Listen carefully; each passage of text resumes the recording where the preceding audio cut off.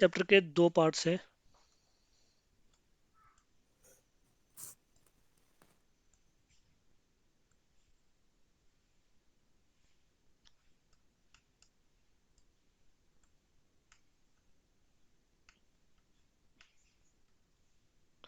एक पार्ट है molecular equilibrium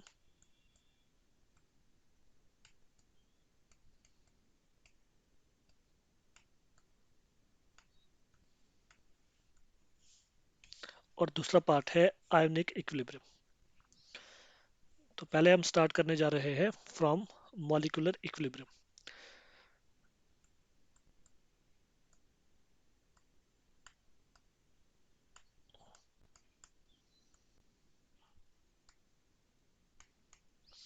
equilibrium, अगर हम इसका मीनिंग देखें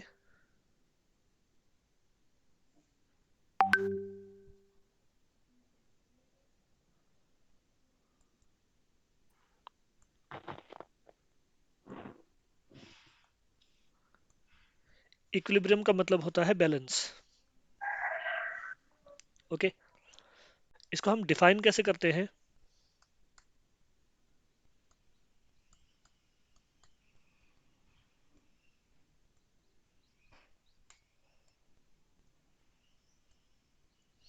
it is defined as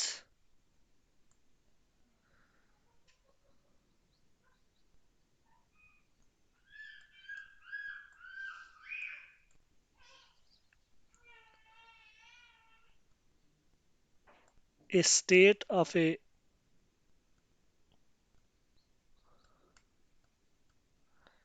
system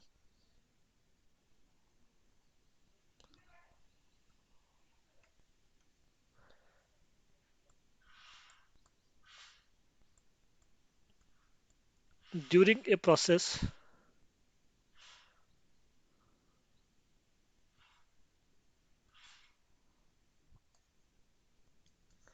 when all the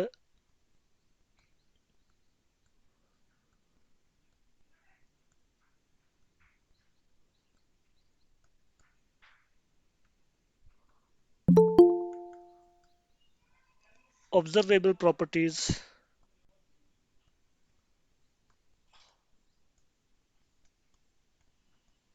of the system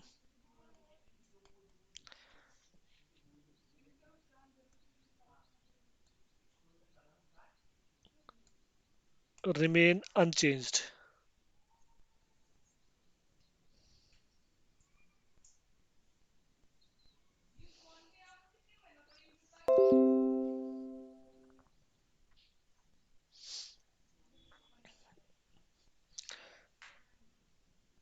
equilibrium क्या है? It is a state of A system during a process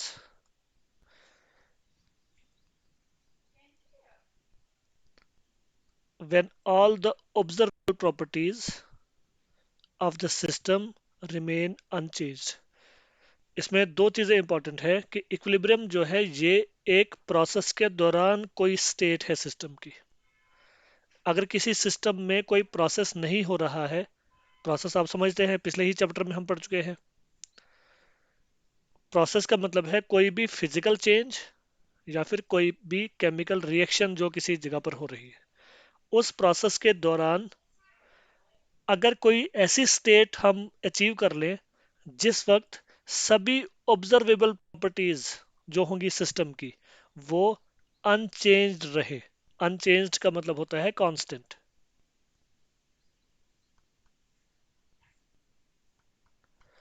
तो हम कहते हैं कि इस सिस्टम ने इक्विलिब्रियम स्टेट अचीव कर ली है। अब ये कौन सी प्रॉपर्टीज है जिनके बारे में हम बात कर रहे हैं?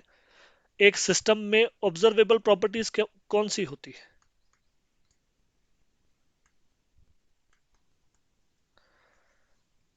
यस, एक सिस्टम में जो प्रॉपर्टीज हम ऑब्जर्व कर सकते हैं उनमें टेम्परेचर, मास, डेंसिटी। बिल्कुल हाँ, टेम्परेचर है, प्रेशर है, सर वॉल्यूम सर। बिल्कुल कंसंट्रेशन है, वॉल्यूम है, whatever property we can observe और वी कैन मेजर, चाहे वो कोई फिजिकल प्रॉपर्टी हो या फिर कोई केमिकल प्रॉपर्टी हो। आप कलर देख लो, किसी सिस्टम के अंदर जो सब्सटेंसेस होते हैं उनका कलर, है ना। डेंसिटी आप कहो, सरफेस टेंशन कहो, बाकी जो भी प्रॉपर्टीज हम ऑब्जर्व कर सकते हैं या मेजर कर सकते हैं, इन ऑब्जर्वेबल प्रॉपर्टीज को हम मेजरेबल प्रॉपर्टीज भी कहते हैं। Yes, sir. मेजरेबल प्रॉपर्टीज, देखो, जब कोई प्रोसेस होता है ना, तो उसमें तो चेंजेस आती है। One state changes into another state, या one substance Yes, sir. Changes into another substance. एक प्रोसेस का मतलब होता है चेंज। लेकिन एक प्रोसेस के दौरान अगर ऐसी स्टेज आ जाए जिस वक्त ये सभी चेंजेस होना बंद हो जाए, ठीक है, कांस्टेंट हो जाए सभी प्रॉपर्टीज, तो उस स्टेज को हम कहते हैं इक्विलिब्रियम, राइट। अब कौन से प्रोसेसेस है, आप जानते हैं हमने दो टाइप के प्रोसेसेस स्टडी किए अभी तक। एक है रिवर्सिबल प्रोसेसेस और दूसरा है इरिवर्सिबल प्रोसेसेस। तो ये जो इक्विलिब्रियम है, it is achieved in,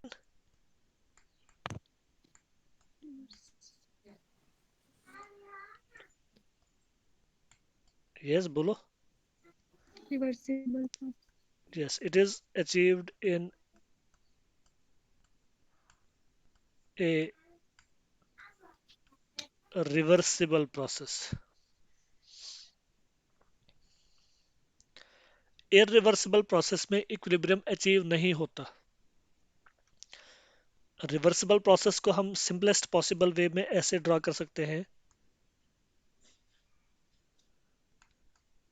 suppose A gives B, इसमें ए को हम इनिशियल स्टेट कहते हैं और बी को हम फाइनल स्टेट कहते हैं।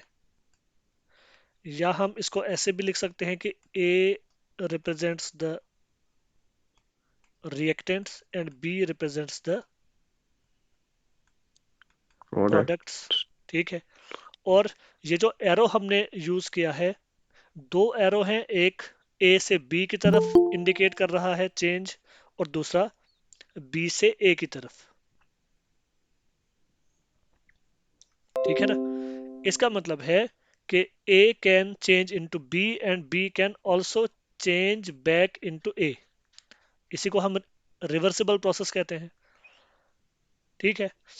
अब रिवर्सिबल प्रोसेस में जब प्रोसेस स्टार्ट होता है, देखो, हम जब प्रोसेस स्टार्ट करते हैं, हम हमेशा इनिशियल स्टेट से स्टार्ट करते हैं। स्टार्ट होगा प्रोसेस कहाँ से, फ्रॉम ए। अब चूंकि बिगिनिंग में खाली ए मौजूद है, बिगिनिंग में बी नहीं है, तो बताओ बिगिनिंग में कौन सा प्रोसेस होगा, फॉरवर्ड प्रोसेस या बैकवर्ड प्रोसेस या फिर दोनों।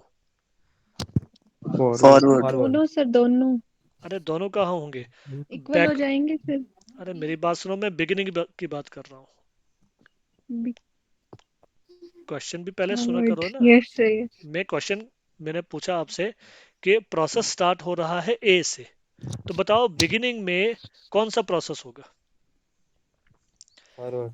Only forward process. बिगिनिंग में बैकवर्ड प्रोसेस तो होगा ही नहीं, क्यों, बैकवर्ड प्रोसेस तो स्टार्ट होगा ना बी से, बिगिनिंग में बी तो है ही नहीं, Mhm. खाली ए है। So in the beginning of the process only forward process is taking place. जैसे ही फॉरवर्ड प्रोसेस शुरू हो जाएगा, बी बनना शुरू हो जाएगा, तो हम देखेंगे कि बैकवर्ड प्रोसेस भी शुरू हो गया।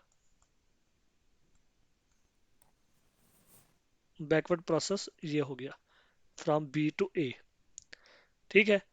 अब जब प्रोसेस स्टार्ट हो रहा है ए से, फॉरवर्ड प्रोसेस होने लगा, तो इस फॉरवर्ड प्रोसेस का जो रेट होगा, फॉरवर्ड प्रोसेस का रेट बिगिनिंग में मैक्सिमम होगा। इसकी वजह यह है कि उस वक्त ए मैक्सिमम है ना, ए मैक्सिमम अमाउंट में प्रेजेंट है, तो ए बी में कन्वर्ट हो रहा है, तो वो मैक्सिमम रेट पर कन्वर्ट होगा। ओके, फॉरवर्ड प्रोसेस का रेट मैक्सिमम है इन the beginning.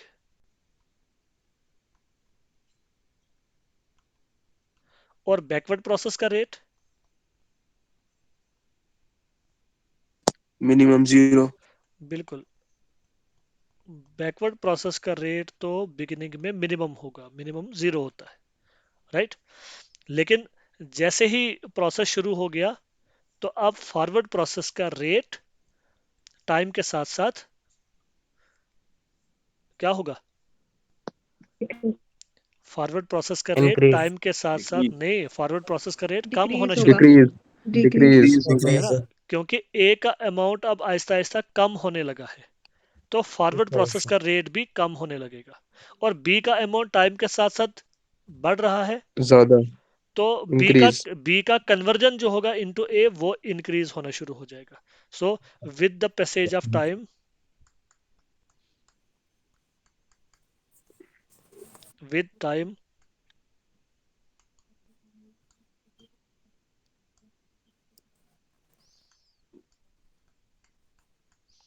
rate of forward process decrease. decreases and that of backward process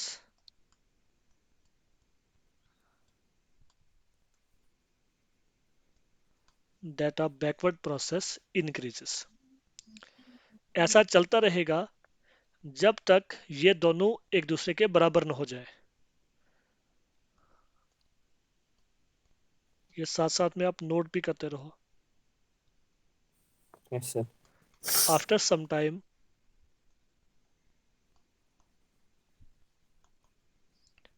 the rate of forward process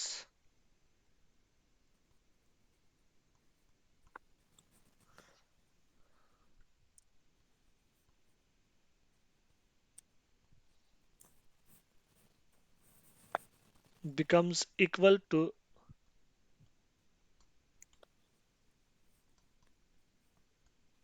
rate of backward process.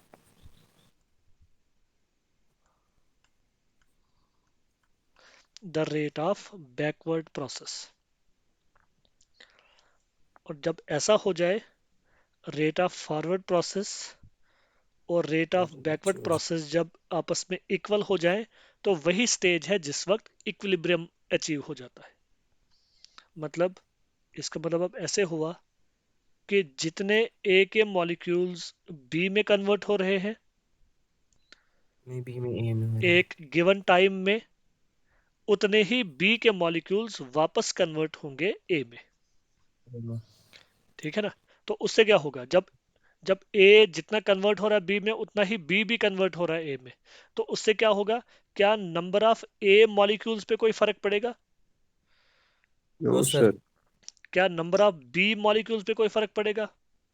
No sir. No sir. कोई फर्क नहीं पड़ेगा। मतलब ए और B दोनों की जो कंसंट्रेशन है या दोनों का जो अमाउंट है वो कांस्टेंट हो बराबर। जाएगा। बराबर नहीं, कांस्टेंट। यस। ये याद यस सर। रखना। यस इसमें कई बच्चे गलती करते हैं, वो कहते हैं कि नहीं ए और बी का अमाउंट इक्वल हो जाएगा। इक्वल नहीं होगा। इक्वल और अनचेंज्ड में फर्क होता है। आप इस तरह से मान लो कि in the beginning suppose in the beginning A के जो उसकी जो कंसंट्रेशन थी it was 8 moles per litre. ठीक है। और बिगिनिंग में बी कितना था, वो 0 था। अब इस ए का बी में कन्वर्जन शुरू हो गया, बी भी वापस में कन्वर्ट होना शुरू हो गया, लेकिन चूंकि पहले रेट ऑफ फॉरवर्ड प्रोसेस ज्यादा था और रेट ऑफ बैकवर्ड प्रोसेस क्या था, कम। तो ए का अमाउंट कम हो रहा है। और कुछ देर के बाद मान लो ए के जो number of moles per litre हैं वो रह गए 5, और सपोज बी के number of moles per litre हो गए अब 3। अब दोनों का अमाउंट अनचेंज हो गया। सर।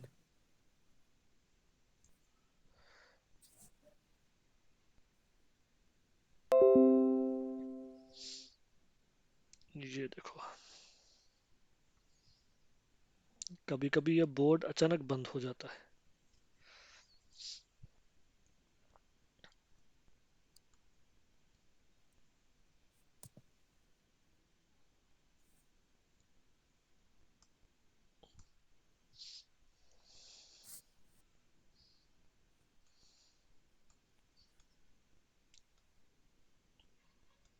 जब मैं ऐसे बता रहा था कि ए के मोल्स हैं 8 मोल पर लीटर, बी का था 0, बिगिनिंग की बात कर रहा हूं मैं, और आफ्टर सम टाइम मैंने क्या कहा, सपोज ए के 5 मोल पर लीटर रह गए और बी के 3 मोल पर लीटर रह गए। अब ये दोनों चेंज नहीं हो रहे,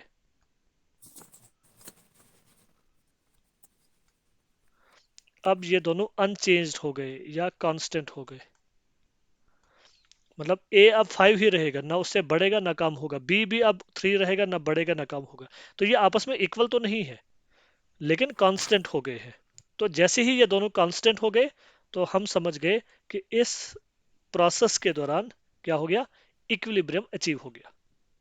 बात क्लियर है, इक्विलिब्रियम क्या होता है, कैसे अचीव होता है।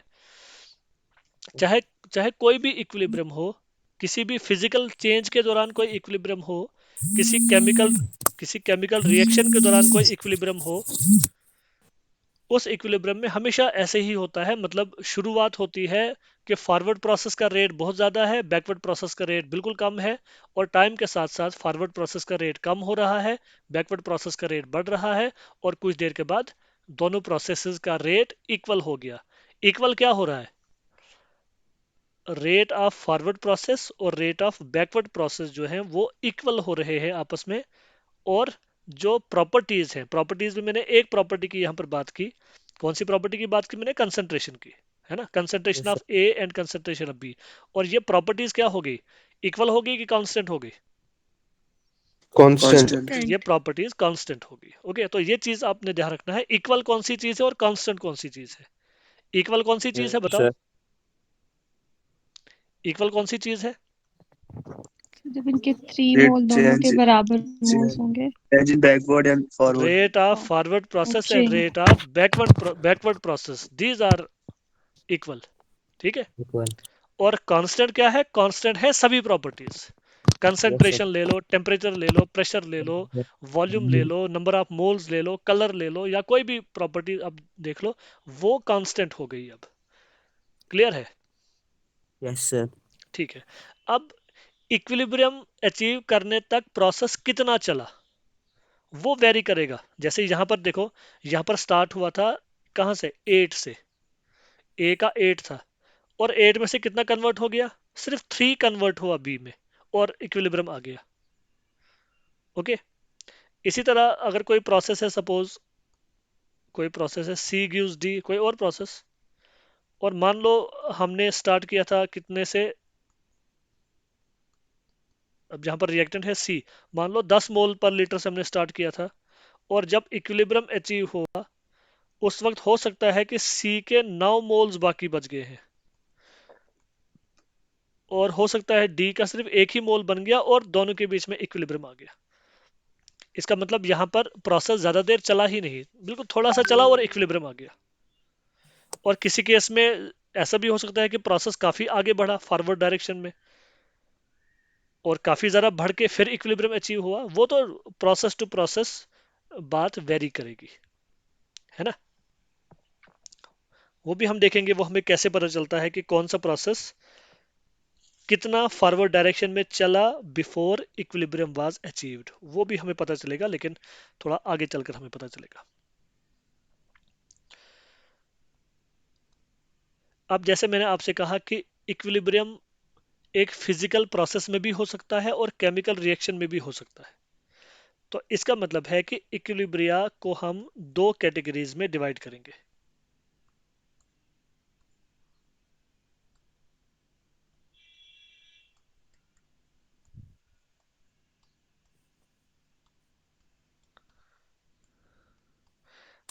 टाइप्स ऑफ इक्विलिब्रिया, इक्विलिब्रियम का प्लूरल है equilibria. Equilibria are generally classified into two types.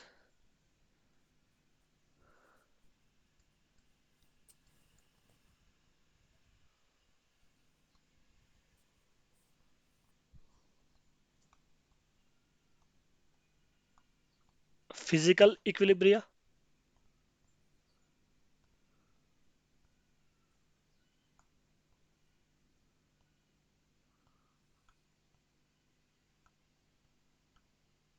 and chemical equilibria.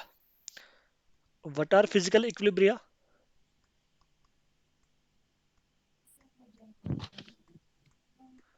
The equilibria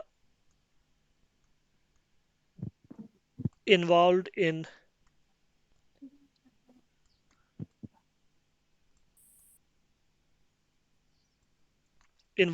physical changes. And what are chemical equilibria? These are the equilibria involved in reaction. Chemical reaction. chemical reactions. Okay, अब जरा हम देखते हैं physical equilibria में क्या क्या examples आती है। आप सब जानते हैं फिजिकल चेंजेस के बारे में।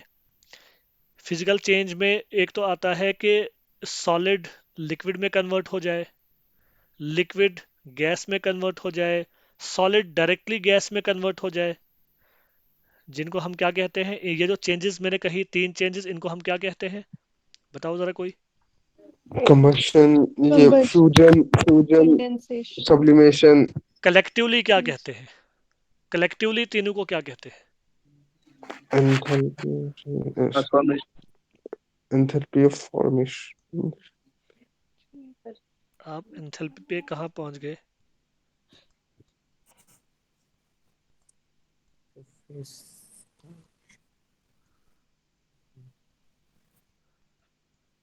पढ़ा था पहले कहीं ये term, phase transitions, yes sir. है ना? फेज ट्रांजिशंस मतलब अगर किसी प्रोसेस में सॉलिड लिक्विड में कन्वर्ट हो रहा हो, लेकिन साथ में लिक्विड भी वापस सॉलिड में कन्वर्ट हो जाए। एक चीज याद रखना, इक्विलिब्रियम किसी भी टाइप का हो, चाहे वो फिजिकल इक्विलिब्रियम हो या फिर केमिकल इक्विलिब्रियम हो, बेसिक शर्त है the process should be reversible, है ना? तो अगर सॉलिड लिक्विड में कन्वर्ट हो रहा है और लिक्विड वापस सॉलिड में भी कन्वर्ट हो रहा है, तो इसका मतलब दोनों के बीच में इक्विलिब्रियम अचीव हो सकता है। और जब सॉलिड और लिक्विड के बीच में इक्विलिब्रियम होगा, उसको हम क्या कहेंगे? Physical equilibrium. इसी तरह से लिक्विड का कन्वर्जन इनटू गैस और वापस गैस का कन्वर्जन इनटू लिक्विड, तो इसका मतलब है लिक्विड और गैस के बीच में अब इक्विलिब्रियम आ सकता है। और तीसरा केस क्या बनेगा इसमें? Solid gas. सॉलिड और गैस के बीच में। क्या फिजिकल चेंजेस यही 3 है कि नो इनके सर। अलावा भी कोई फिजिकल चेंजेस है? बताओ जरा कोई फिजिकल चेंज इन 3 के अलावा। नो सर, कोई नहीं। Solid की solution. Shape, size. देखो इन तो 3 को हम solid की कहते हैं, solution में. बिल्कुल देखो ये 3 तो फेज ट्रांजिशंस हो गए, मतलब एक ही सब्सटेंस सीधा हमने सॉलिड से लिक्विड कन्वर्ट कर दिया, कोई लिक्विड से गैस, कोई सॉलिड से गैस। लेकिन इसके अलावा आप देखो, आपने कोई सॉलिड लिया और उसको आपने What? एक्वस सॉल्यूशन में डिसॉल्व किया, तो क्या बन गया? सॉल्यूशन। ठीक है, तो सॉलिड चेंज हो रहा है सॉल्यूशन में, क्या इसमें कोई केमिकल रिएक्शन हो रही है? नो ये सर। भी तो एक फिजिकल चेंज है ना। आपने नमक पानी में डिसॉल्व किया, आपने शुगर पानी में डिसॉल्व किया, ये फिजिकल चेंजेस हैं। क्या इनमें भी इक्विलिब्रियम आ सकता है? No sir. आ सकता है अगर इस सकता है. प्रोसेस को हम रिवर्सिबल बना दे। इसके बारे में हाँ हम ये डिस्कस करेंगे, इसके बारे में हम आगे चलकर डिस्कस करेंगे। अच्छा, इसी तरह से अगर हमारे पास एक गैस है, उस गैस को हमने किसी लिक्विड में, जैसे मान लो पानी में ही उसको डिसॉल्व किया, और डिसॉल्व करने पर उसका भी सॉल्यूशन बन गया। ये कहीं से आवाज आ रही है, जरा म्यूट रख लो जहां से आवाज आ रही है।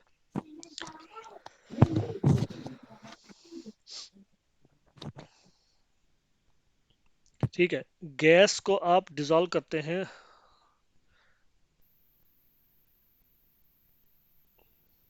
आप लोगों को सीधा सीधा एक बार बात सुनाई नहीं देती है।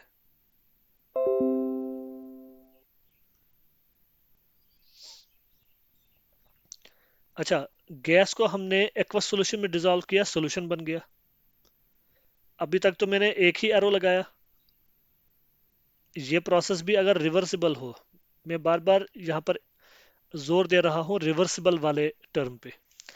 देखो, जब तक एक प्रोसेस रिवर्सिबल नहीं होगा तब तक इक्विलिब्रियम अचीव नहीं होगा। इसलिए याद रखो, अंडर कोई भी प्रोसेस जो होता है कुछ कंडीशंस में रिवर्सिबल होता है, कुछ कंडीशन में हो सकता है वो इरिवर्सिबल हो। तो जब तक वो रिवर्सिबल नहीं होगा तब तक इक्विलिब्रियम अचीव नहीं होगा।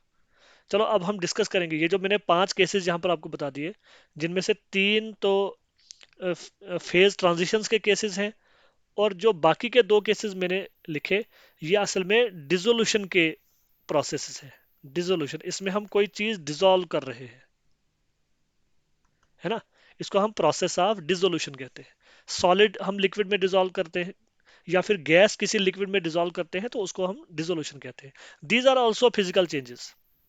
तो इन सभी में इक्विलिब्रियम कैसे अचीव होगा ये हम जरा देखते हैं। सबसे पहले हम बात करते हैं सॉलिड लिक्विड इक्विलिब्रियम की।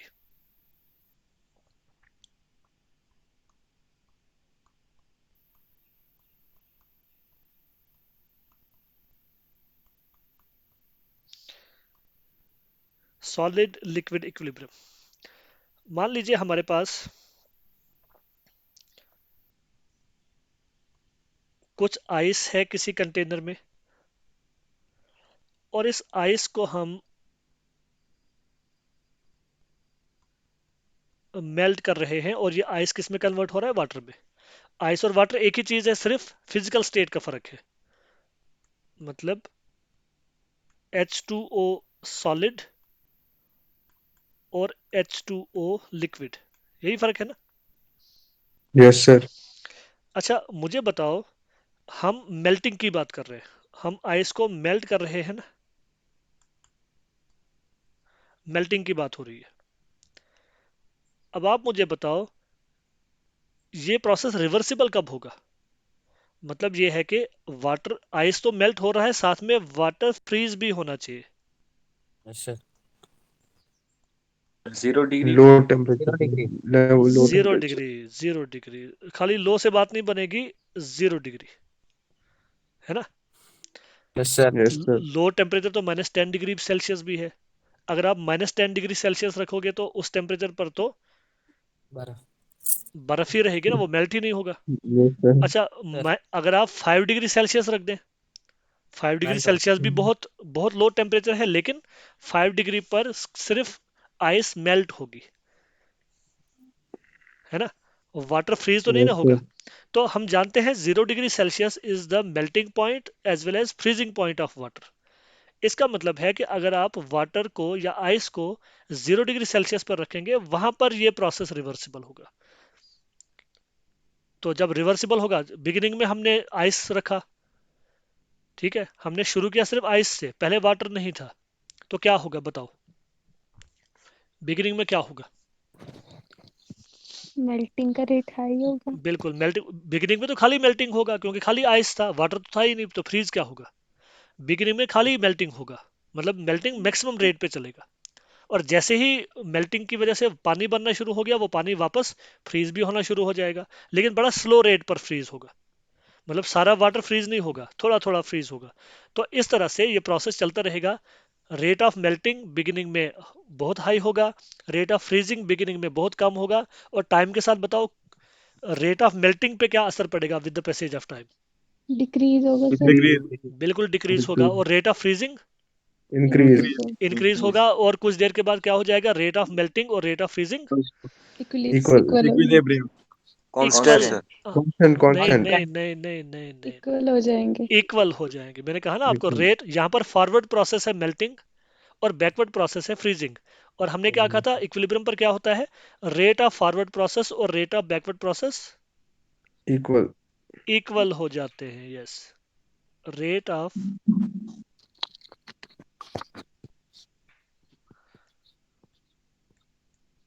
फॉरवर्ड प्रोसेस, यहाँ पर रेट ऑफ फॉरवर्ड प्रोसेस है मेल्टिंग, मतलब रेट ऑफ मेल्टिंग किसके बराबर हो जाएगा? Backward rate of backward. Rate of Backward process. What is backward process? Freezing. Yes, freezing. Freezing. Rate of backward process means rate of freezing. जब rate of melting और rate of freezing equal हो जाएगा तो उस वक्त हम देखेंगे कि इक्विलिब्रियम आ गया, और इक्विलिब्रियम पर आइस का अमाउंट भी अब कांस्टेंट होगा, वाटर का अमाउंट भी, लिक्विड वाटर का अमाउंट भी कांस्टेंट होगा, मतलब दोनों एग्जिस्ट करेंगे। इक्विलिब्रियम जब हो जाएगा दोनों एग्जिस्ट करेंगे और दोनों का अमाउंट अब चेंज नहीं होगा, मतलब जितना आइस है उतना ही रहेगा, जितना लिक्विड वाटर है उतना ही रहेगा, अब वो कम ज्यादा नहीं होंगे। ओके, तो इस स्टेज को हम कहेंगे सॉलिड लिक्विड इक्विलिब्रियम। किसी भी सब्सटेंस के लिए, अगर अब यहां पर तो मैंने आइस की एग्जांपल ली, अगर आप कोई और एग्जांपल लेंगे उसमें भी आपको देखना पड़ेगा ना मेल्टिंग पॉइंट। ये जो 0 डिग्री सेल्सियस था, it was the melting point of ice. किसी भी सॉलिड में जब आप एग्जैक्टली उसको मेल्टिंग पॉइंट पर रखेंगे तो वहां पर इक्विलिब्रियम जरूर आएगा सॉलिड और लिक्विड के बीच में। अगर आप मेल्टिंग पॉइंट से ज्यादा टेम्परेचर रख देंगे, जैसे मान लो आपने टेम्परेचर रख दिया 10 डिग्री, तो 10 डिग्री पर सिर्फ मेल्टिंग होगा, फ्रीजिंग होगा ही नहीं, और आहिस्ता आहिस्ता आप देखेंगे सारा आइस मेल्ट होकर पानी में कन्वर्ट हो जाएगा, तो उसको हम इक्विलिब्रियम नहीं कहेंगे। आई थिंक ये पॉइंट क्लियर हो गया सॉलिड लिक्विड इक्विलिब्रियम के बारे में। कंडीशन यस का आपने सर। ध्यान रखना है, कंडीशन का बेसिकली ध्यान रखना है। दूसरा केस हम ले लेते हैं लिक्विड गैस इक्विलिब्रियम का।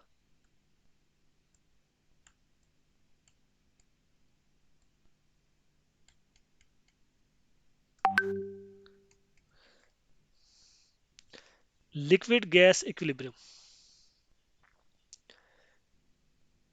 सपोज हमारे पास है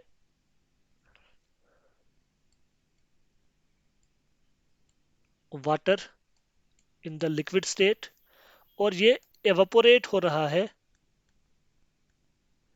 into water in the gaseous state, जिसको हम वाटर वेपर्स कहते हैं। ओके, मुझे बताओ इसके लिए शर्त क्या है, इसके लिए किसी खास टेम्परेचर की जरूरत है? जैसे मेल्टिंग के लिए हमने कहा, Sir. सॉलिड लिक्विड इक्विलिब्रियम के लिए Yes, sir. कितने टेम्परेचर की जरूरत है पानी को इवापोरेट होने के लिए? रिमेंबर, मैं बात कर रहा हूं यहाँ पर 100 degree. Evaporation. Super. Boiling point पे दो। No sir, evaporation. Yes sir. किसी भी टेम्परेचर पे हो सकता है। 25 यस, मैंने बात की इवेपोरेशन की, मैंने बॉइलिंग की बात नहीं की। बॉइलिंग का प्रोसेस Yes, sir, बहुत yes, sir. तेज प्रोसेस है, बॉइलिंग का प्रोसेस बहुत फास्ट प्रोसेस है, वो रिवर्सिबल नहीं होगा। आप पानी को बॉईल करोगे ना तो वो सारा कन्वर्ट हो जाएगा गैसियस स्टेट में, तो हम तो रिवर्सिबल प्रोसेस की बात कर रहे हैं, तो हम इवेपोरेशन की बात कर रहे हैं। चलो, यहाँ पर जो फॉरवर्ड प्रोसेस है हमारा वो है इवेपोरेशन, और इवेपोरेशन के लिए किसी स्पेसिफिक टेम्परेचर की जरूरत नहीं है, किसी भी टेम्परेचर पर हो सकता है। अब हम चाहते हैं कि ये जो वाटर के वेपर्स बन रहे हैं ये वापस लिक्विड वाटर में भी कन्वर्ट होने चाहिए, उसके लिए कोई शर्त कंडेंसेशन। नहीं, उसका नाम है कंडेंसेशन। मैं कोई शर्त पूछ रहा हूँ, कोई कंडीशन तो नहीं चाहिए इसके लिए। हाँ, close. बिल्कुल सही कहा, बिल्कुल सही कहा। The container must be closed.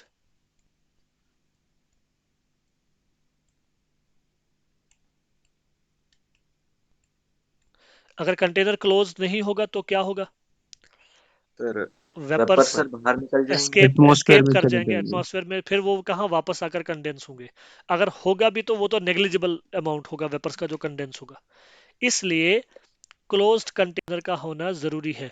एक चीज आप याद रखना कि किसी भी इक्विलिब्रियम में जब भी कोई गैस इन्वॉल्व होगी, यहाँ पर गैस इन्वॉल्व है ना, जब भी किसी इक्विलिब्रियम में गैस इन्वॉल्व होगी तो वो क्लोज्ड कंटेनर में होना चाहिए, अदरवाइज इक्विलिब्रियम अचीव ही नहीं हो पाएगा।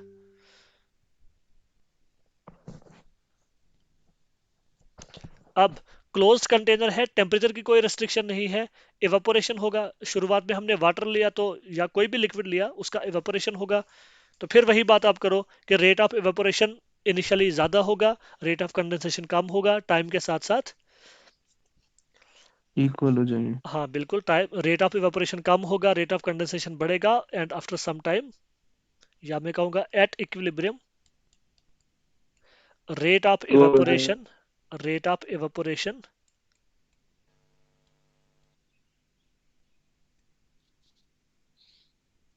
becomes equal to rate of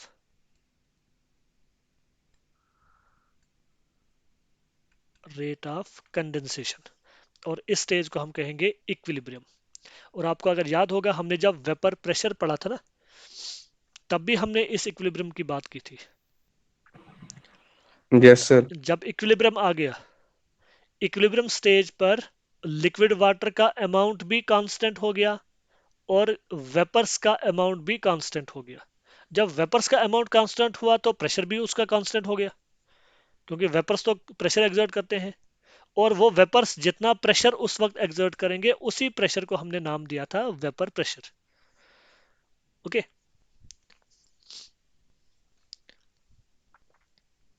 clear है ना बात? Yes sir. ठीक है, ये आ गई बात लिक्विड गैस इक्विलिब्रियम की। अब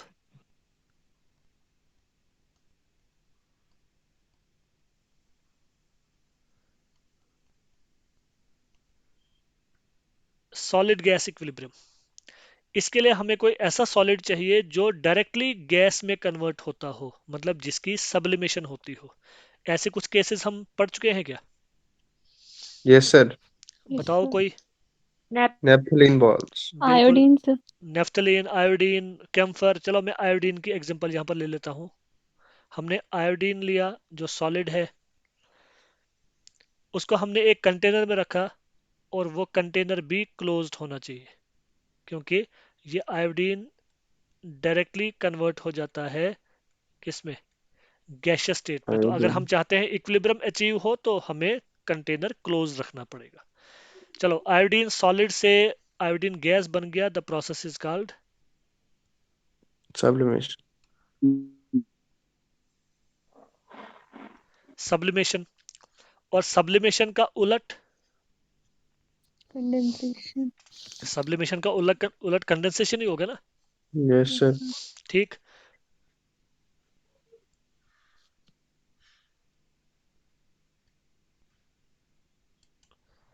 तो यहां पर भी आप वैसे ही कहो कि इनिशियली सब्लिमेशन होगा, कंडेंसेशन नहीं होगा, rate of sublimation is maximum, rate of condensation is minimum, फिर इंक्रीज डिक्रीज वगैरह। अल्टीमेटली जब इक्विलिब्रियम अचीव हो जाएगा, एट इक्विलिब्रियम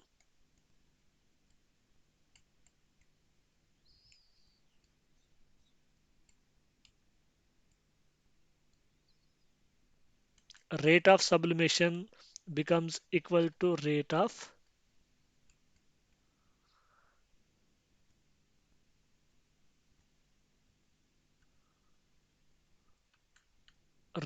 condensation.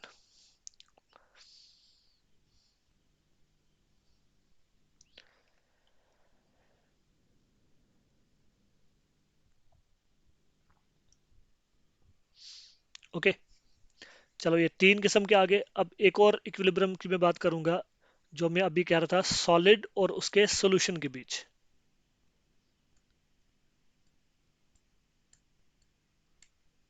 इसको हम कहेंगे सॉलिड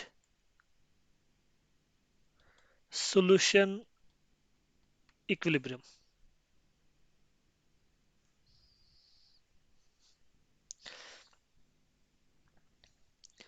हमने एक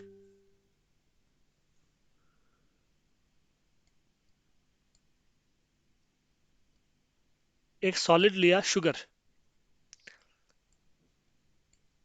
और इस शुगर को हमने डिसॉल्व किया, Saturated solution. शुगर को हमने डिसॉल्व किया किसमें? पानी में, एक्वस सॉल्यूशन में। तो अब क्या बना?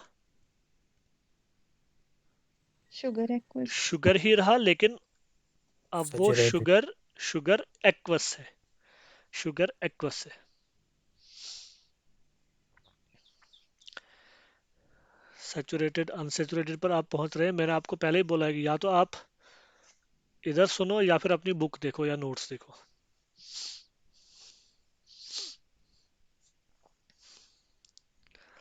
चले जी, शुगर को आपने डिसॉल्व किया वाटर में और बन गया सॉल्यूशन। इसमें जो शुगर है, जो एक्वस फॉर्म में है, वो क्या वापस इसमें कन्वर्ट होगा? सॉलिड शुगर में। Yes, sir. इसमें जिससे देखो, हो इसमें जो फॉरवर्ड प्रोसेस है डिसोल्यूशन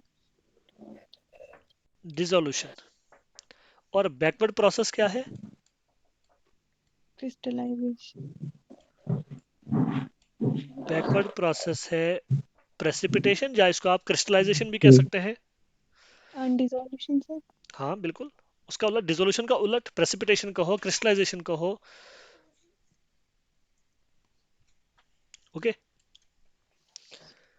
लेकिन क्वेश्चन ये है कि जैसे मान लो मैंने आपसे कहा एक कंटेनर है, उसके अंदर आपने पानी रखा, सपोज कोई 250 मिलीलीटर आपने पानी रखा, और उसमें चलो 3-4 ग्राम आपने शुगर डाल दिया। ओके, ये 4 ग्राम शुगर 250 ml पानी में इजीली डिजोल्व हो जाएगा। तो क्या यहाँ पर इस सॉल्यूशन में क्या प्रेसिपिटेशन भी होगा? इस सॉल्यूशन में प्रेसिपिटेशन नहीं होगा। इसमें प्रेसिपिटेशन कब होगा? जब आप इसमें शुगर बहुत ज्यादा डाल दोगे। आपने सैचुरेटेड सॉल्यूशन का तो पढ़ा होगा।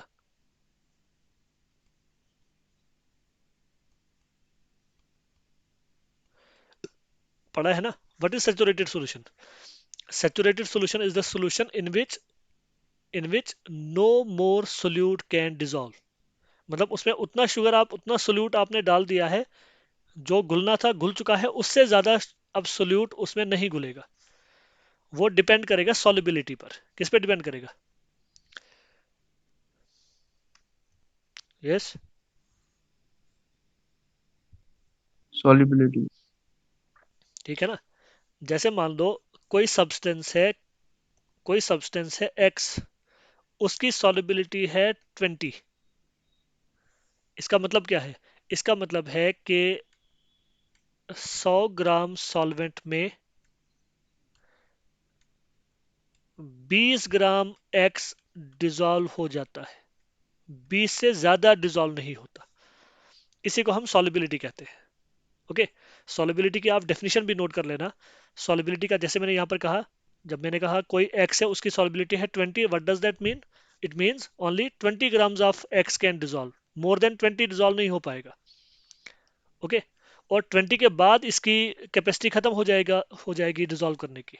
और कितना सॉल्वेंट हमने रखा? 100 ग्राम्स। तो amount of solute which can dissolve in 100 grams of a solvent to form a saturated solution, उसको हम कहते हैं solubility। ये जरा डेफिनेशन आप नोट कर लो।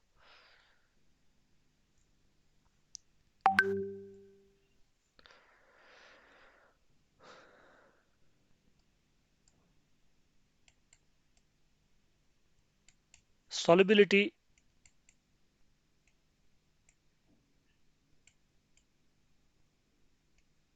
is defined as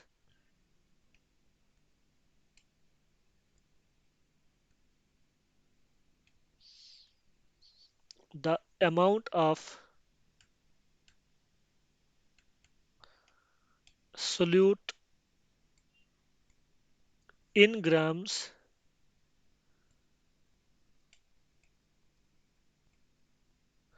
which can dissolve in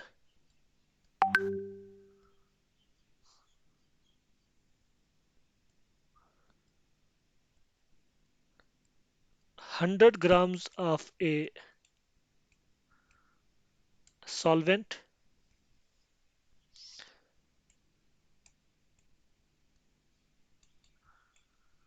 at a given temperature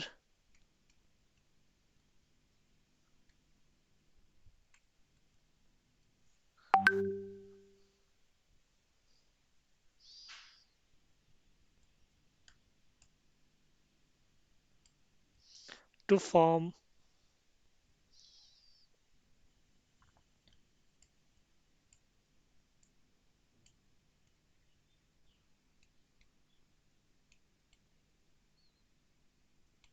a saturated solution।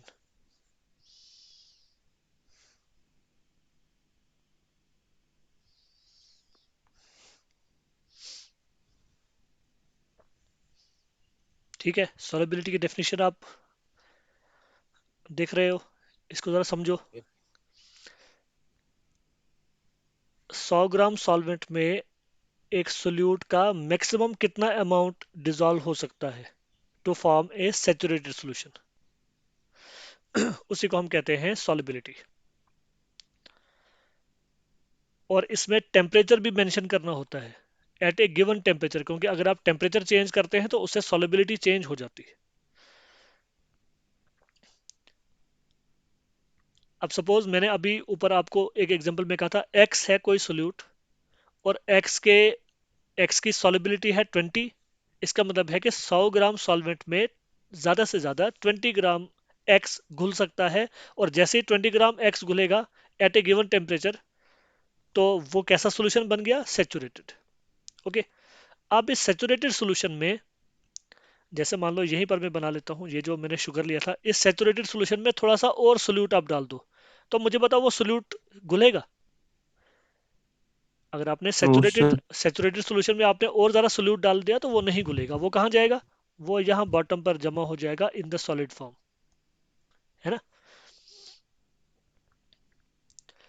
अब यहाँ पर एक इक्विलिब्रियम अचीव हो चुका है। सेचुरेटेड सॉल्यूशन में जब आपने थोड़ा सा एक्स्ट्रा सोल्यूट डाल दिया और वो सॉलिड फॉर्म में रहा at the bottom of the container, तो आप समझ जाओ वहां पर एक इक्विलिब्रियम बन चुका है। इक्विलिब्रियम किसके बीच है? अब वो जो बॉटम पर मैंने सॉलिड थोड़ा सा यहाँ पर ड्रा किया ना इस डायग्राम में, ये जो मैंने सॉलिड शो किया at the bottom of the container, उस सॉलिड के बीच में और जो इस सॉल्यूशन में घुला हुआ सोल्यूट है, ठीक है, उन दोनों के बीच में इक्विलिब्रियम आ चुका है। जैसे मैंने यहां पर लिखा है शुगर सॉलिड और यहां पर है शुगर एक्वस, इन दोनों के बीच में इक्विलिब्रियम आ चुका है। अभी तक तो हम कह रहे थे इक्विलिब्रियम में फॉरवर्ड और बैकवर्ड प्रोसेस होता है और दोनों का रेट बराबर होता है। इसका मतलब यहां पर भी जो सॉलिड शुगर है वो घुल रहा है, वो डिजॉल्व हो रहा है, लेकिन एट द सेम टाइम जो डिजॉल्व्ड शुगर है वो प्रेसिपिटेट भी बना रहा है, वो वापस सॉलिड में भी कन्वर्ट हो रहा है। क्लियर है बात? Yes, sir. यहां पर दोनों प्रोसेसेस हो रहे हैं, इक्विलिब्रियम पर दोनों प्रोसेसेस हो रहे हैं। कौन सा प्रोसेस? फॉरवर्ड भी बैकवर्ड भी। ऐसा नहीं है कि प्रोसेस होना रुक गए, ठीक है। तो process of dissolution is still taking place. जब इक्विलिब्रियम आ चुका है ना, the process of dissolution is still taking place, और साथ में प्रोसेस ऑफ प्रेसिपिटेशन भी हो रहा है। लेकिन सिर्फ फर्क इतना है कि रेट ऑफ डिसोल्यूशन और रेट ऑफ प्रेसिपिटेशन इक्वल हो चुका है। इस वजह से हम देखते हैं कि जो बॉटम पर सॉलिड है वो भी अनचेंज्ड हमें दिखाई देता है, और जो सॉल्यूशन के अंदर जो शुगर है या कोई भी सोल्यूट है उसका अमाउंट भी अनचेंज्ड है। दोनों की कंपोजिशन में कोई फर्क नहीं पड़ रहा। अदरवाइज डिसोल्यूशन और प्रेसिपिटेशन अभी भी चल रहा है। तो ये कुछ एग्जांपल्स आ गए फिजिकल इक्विलिब्रिया की। फिजिकल इक्विलिब्रिया क्या होते हैं वो हमने पढ़ लिया। These are the equilibria involved in the physical changes. हमने 3-4 एग्जांपल से एक्सप्लेन किया। इसके अलावा भी बहुत सारे फिजिकल प्रोसेसेस हो सकते हैं जिनमें इक्विलिब्रिया अचीव होंगे। अब नेक्स्ट नेक्स्ट जो हमारी क्लास होगी उसमें हम इसी फिजिकल इक्विलिब्रिया के कुछ इंपॉर्टेंट फीचर्स के बारे में बात करेंगे, जिसमें एक बहुत ही इंपॉर्टेंट फीचर है डायनेमिक नेचर ऑफ इक्विलिब्रियम, वो हम पढ़ेंगे। उसके अलावा हम कुछ जनरल कैरेक्टरिस्टिक्स की बात करेंगे, फिजिकल इक्विलिब्रिया के जनरल कैरेक्टरिस्टिक्स क्या है।